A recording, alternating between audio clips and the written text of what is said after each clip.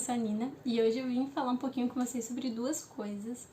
A Natasha me sugeriu que eu falasse um pouquinho mais sobre a minha relação de leitura com o Kindle, porque bastante gente tem dificuldade ali com leitura de e-book, né?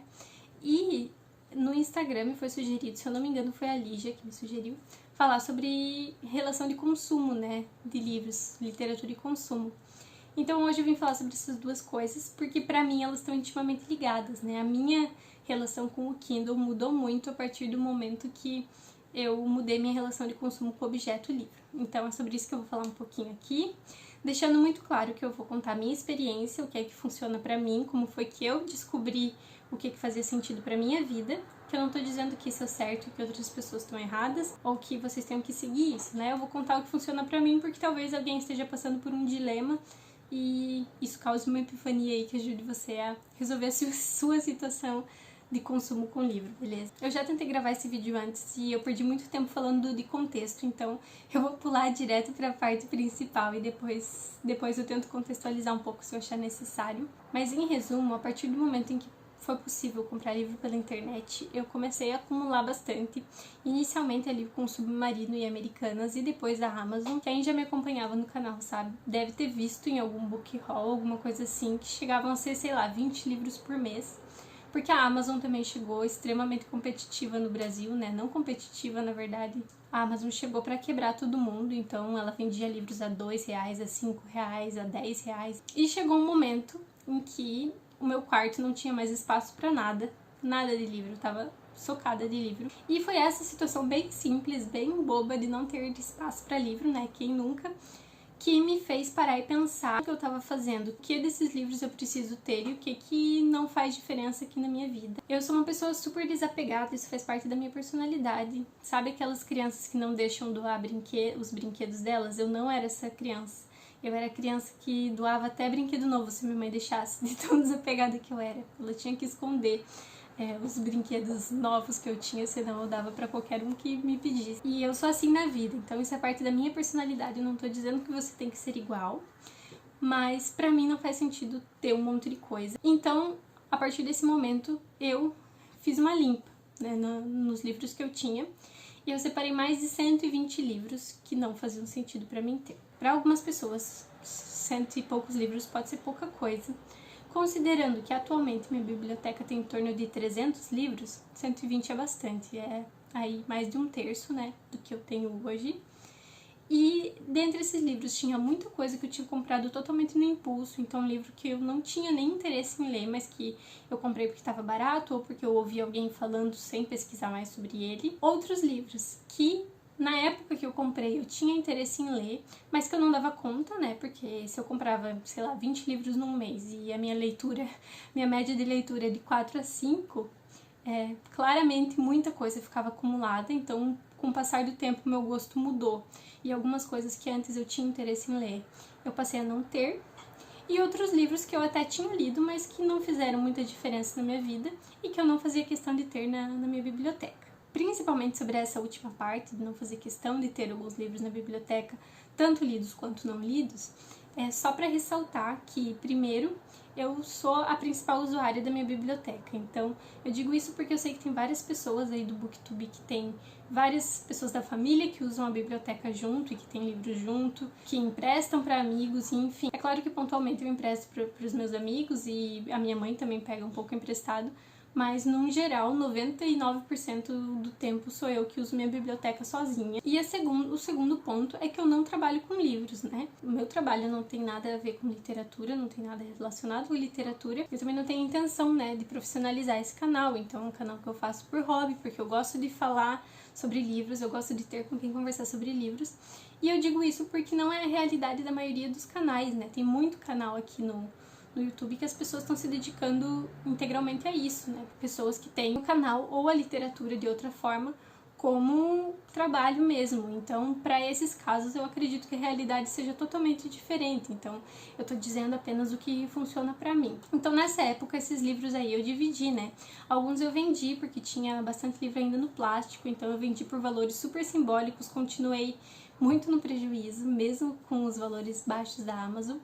Outros livros eu doei, né? Outros livros eu dei de presente, que também estavam novinhos, e reduzi a minha biblioteca. E a partir de então, para manter, eu precisei definir o que é que fazia sentido para mim que tivesse nessa biblioteca, né? Que eu tenha comigo, porque eu não tô estabilizada na vida, então eu não tô numa casa que eu acho que eu vou morar para sempre, ou nem numa cidade que eu acho que eu vou morar para sempre.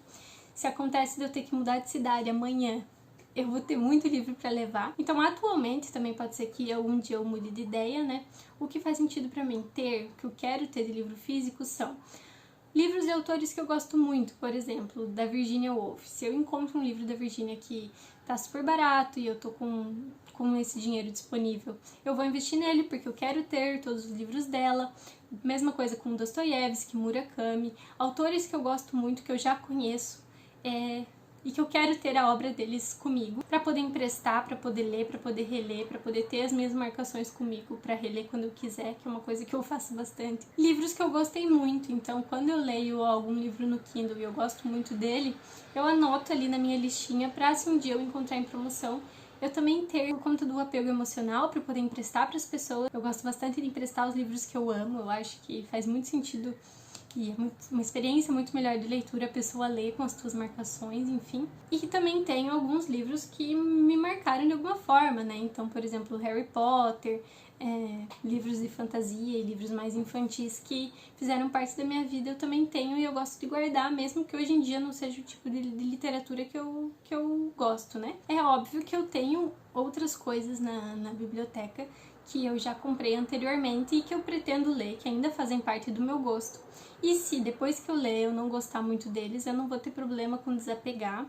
Eu mudei para esse apartamento em que eu moro atualmente no início do ano passado e eu doei mais uma caixa de livros, eu acho que tinha uns 40 e poucos livros, porque realmente eu acho que se é uma coisa que eu já li e eu não tenho intenção de ler de novo, não me marcou tanto, não faz sentido nenhum eu guardar, então outra pessoa pode aproveitar mais do que eu, e é isso que eu tento aplicar. Muita gente pediu uma bookshelf tour, então eu tô me organizando para fazer, para mostrar para vocês tudo que eu tenho, e aí eu acho que vai ser um pouco mais fácil de comentar a respeito aí do que eu tenho por apego emocional, o que eu tenho porque eu ainda tenho a intenção de ler, né, livros que eu já tinha ou que eu comprei porque eu quero ler, e os livros que são dessas coleções aí de autores que eu gosto muito ou de épocas que eu gosto, assuntos que eu gosto, enfim. Agora, o que isso tem a ver com a minha relação com o Kindle? Tem tudo a ver, porque muito do que eu comprava pensando que uma hora eu podia querer ler e não ia ter na minha estante. E quando eu comecei a usar mais o Kindle, a primeira coisa é que o Kindle você consegue comprar o negócio na hora, né? Então, se você se interessou por aquele livro, você pode comprar na hora e ele vai estar ali. Apesar de você não ter um objeto livre, não é exatamente um empréstimo também, porque é um livro que você vai, se você comprou, né? Você vai ter ali, inclusive com suas marcações, e você vai poder levar para qualquer lugar. Então, eu acho que essa é uma funcionalidade muito grande do Kindle, você conseguir levar, né, para onde for, uma biblioteca imensa, inclusive com suas notas e suas marcações. Então, na hora que eu vou comprar um livro, a primeira coisa que eu penso é: ele faz parte dessa lista de livros que eu quero ter na minha estante de antemão, ou é um livro que eu posso ou não gostar? Se ele não fizer parte, né, de nenhuma coleção, de nenhum autor que eu goste muito e nem nada que eu precise de antemão ter na minha estante, eu vejo como que está o custo-benefício em relação ao Kindle, que no geral é mais barato, né? Pelo menos metade do preço ali em várias ocasiões, não é uma regra, mas é uma coisa que acontece muitas vezes. E outra coisa que eu faço demais é pedir amostra. Se você não tem o Kindle, você pode pedir amostra de toda forma, pode ler no celular ou no computador, então a Amazon envia uma parte ali do livro, né, um comecinho, para você dar uma olhada e ver se aquilo te interessa mesmo. Então, muita coisa eu deixo de comprar porque eu percebo que não é o que eu queria ler naquele momento. E tendo Kindle, eu sei que no momento que eu quiser eu vou poder ter aquele livro na hora. Então, foi uma coisa que diminuiu muito a minha compra por impulso. Eu também tenho uma lista, né, de livros desejados em que eu vou abastecendo todos os livros que eu pretendo ler. E algumas vezes realmente compensa, né, comprar o livro físico. Foi o caso do 14, né, eu comentei sobre ele no vídeo de leituras de setembro. Ele estava R$14,90, o livro físico valendo mais a pena do que o Kindle, Não é um livro que eu amei, então provavelmente é um livro que da próxima vez que eu fizer uma faxina eu vou me desfazer, mas que o valor que eu paguei por ele não é um valor muito mais caro do que eu teria pago pela experiência de ter lido no Kindle. Não sei se ficou bem claro isso. Então eu acho que o meu ponto era basicamente esse. A leitura do e-book como experiência, eu acho que é uma questão de se habituar mesmo, porque quando a gente tá acostumado com papel é um pouco diferente, mas eu acredito que se você ali se esforçar por um mês para ler mais no Kindle, você acostuma. Inclusive tem muitas coisas que são muito práticas, então calhamaço eu prefiro muito mais ler no Kindle por conta da facilidade, né? Então é leve, você consegue carregar para qualquer lugar. Quando o livro tem uma linguagem mais complexa, eu também prefiro ler no Kindle, porque você clica na palavra e ele tem ali todo um dicionário, então eu acho que eu consigo ler de uma maneira mais completa. E, inclusive, de vez em quando eu leio muito no Kindle e eu vou pegar o livro físico, eu acabo clicando, eu já me peguei clicando na palavra para tentar ver o significado. Então, em termos de experiência, eu acho que a dica que eu dou é você tentar se habituar mesmo, né? Então, se você não sabe se vai se acostumar, né, com a leitura no Kindle, pega livros clássicos que tem gratuito, né, e tenta dar uma olhada. Você vai ver que para clássico ajuda bastante por essa questão da linguagem. Você consegue ter acesso a todos os destaques e as notas que você faz direto pelo menu. Então, para quem produz conteúdo é uma coisa que facilita também, porque eu consigo ver tudo que eu grifei, tudo que eu escrevi, sem olhar página por página, né, tudo reunido. Então essas são algumas das funcionalidades falando da leitura como experiência. E com relação ao consumo é o que eu falei aqui, né? Então é como se você estivesse comprando a experiência do livro, e na verdade não apenas a experiência, porque você vai ter aquele livro em formato digital. A grande diferença é realmente o objeto do livro para você acumular, né? Então eu acho que é essa a pergunta que você tem que fazer a si mesmo, né? Que tipo de livro você quer ter na tua biblioteca? Que tipo de biblioteca você quer ter? Não tem nada de errado se você quer ter o maior número possível de livros. Eu também não tenho a menor pretensão de um dia ter uma biblioteca com nenhum livro para ler, tipo, todos os livros lidos. Não é esse o meu ponto. Espero que tenha ficado claro que o meu ponto é comprar livros físicos que sejam muito alinhados com as coisas que eu quero ter na minha biblioteca. E é claro que algumas vezes eu acabo lendo no Kindle alguma coisa que eu quero ter físico. Então eu vou colocar ele na minha lista.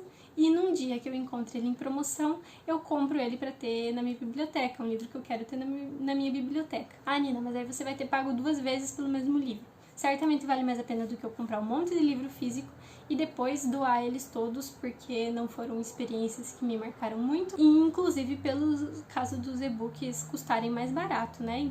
Então para as coisas que eu leio, né, e para as coisas que eu quero ter na minha biblioteca, dessa forma funciona muito bem. Eu economizo dinheiro, eu consigo ler mais coisas que eu quero, porque se eu comprasse um livro de R$50, às vezes eu consigo ler 2 ou 3 e-books, né, com esse mesmo valor, então vale a pena pra mim.